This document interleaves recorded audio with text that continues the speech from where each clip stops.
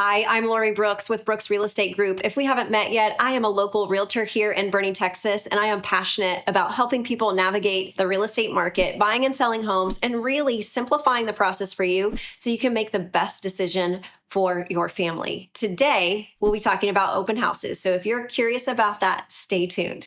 One question I get often asked from sellers when we're talking about their marketing strategy is, do open houses still work? That is a question that I love to navigate and help you understand. So with so many buyers looking online, scheduling private showings, it's easy to really assume that open houses aren't worth it anymore. But this video is going to break down the why of the open house and the timing and the strategy behind it. You know, some people might think it's just for looky-loos and it's not worth your time, but I think there is a great strategy behind them, and I am here to help answer any of those questions and break some of the myths that people have about open houses in 2025.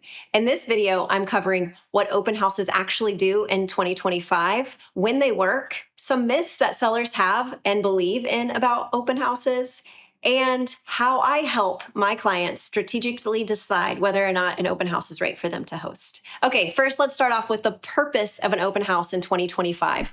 If you haven't bought a house or sold a house recently, then you might not know some of the changes that have gone on. In August of 2024, there's some major changes in the real estate world, and especially for buyers. The National Association of Realtors now mandates that realtors get a signature, a signed agreement from buyers before they walk into a showing. So what does that mean for buyers? That means that they have to commit to an agent before they can schedule a showing. Why is this relevant with open houses? Well, if the buyers are looking and they haven't decided on an agent, or they're a little bit nervous about signing an agreement, they can go into an open house anytime.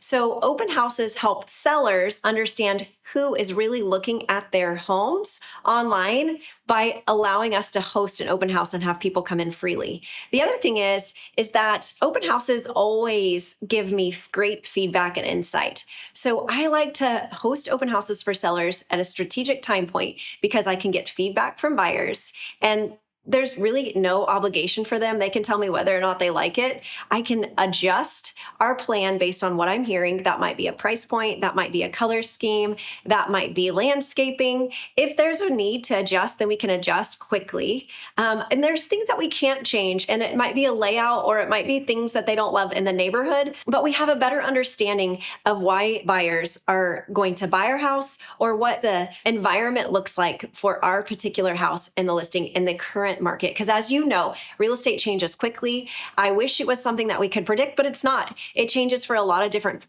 reasons. So this is a way for me to gather data for my clients and adjust as necessary.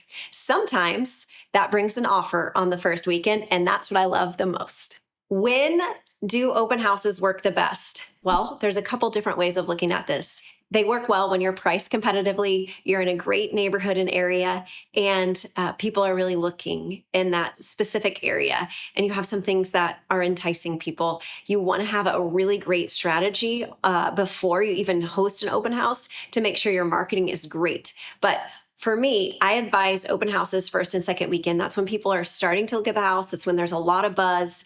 That's when there's some hype in the listings, but you need to make sure that it's positioned correctly, it's photographed well. If you have an agent that is pairing it with online socials, videographies like we do, this is really allowing your bigger base of buyers to see and for you to highlight the options that you have for the buyers that are looking in the area. So first and second weekend is my recommendation, and making sure you have a comprehensive marketing plan going into that first weekend or second weekend. When we talk about what works, let's talk about what doesn't work. Now, this is, it's individual to every single listing, but I will say rural properties, lots of acreage, a little bit further out, higher priced properties. There's usually a different strategy for higher priced properties. We like to recommend broker opens where we host with other agents, especially if you have a high-end property and you don't want people just walking through your property. That's another option for you. If it's been on the market for a really long time and there hasn't been any price change, there's really nothing new attractive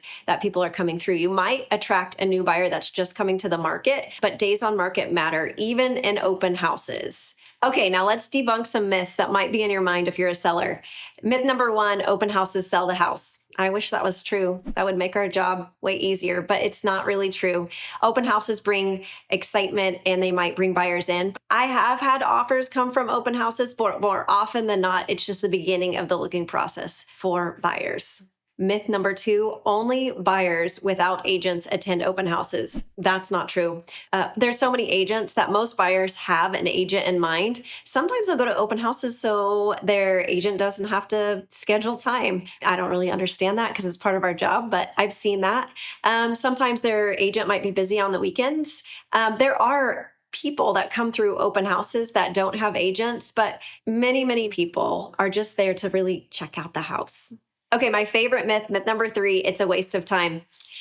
I disagree. For me, I love personally meeting people and just having a live interaction. That as an agent who's selling your house, I can walk through the house and show them and point out the features that maybe you and I have talked about that you love or that I identify are best, versus them just walking through the house. I can really highlight the great things about the neighborhood and the area. With great marketing, like I said earlier, signage, marketing, it really can help increase the momentum for your home. And our hope is that then we would get under contract quicker. So now what do I recommend to sellers? You probably have already established that I am a fan of open houses. And if you know me or have seen my social media, you'll see I do a lot of open houses. But what does that look like tailored to my specific client? Each and every client, I look at timeline, I look at goals, I look at the property itself and just kind of where we're at. And I recommend a strategy based on that. Sometimes it's cumbersome for people to host an open house and they just don't want to do that. And that's fine. I have recommendation that I tailor to each person to really do my best to market and sell their house. And so what do I recommend? Again, I love the first weekend, first and second weekend, but I look at that weekend as well, right? If it's some big holiday or some event going on in the area, we have to change our strategy.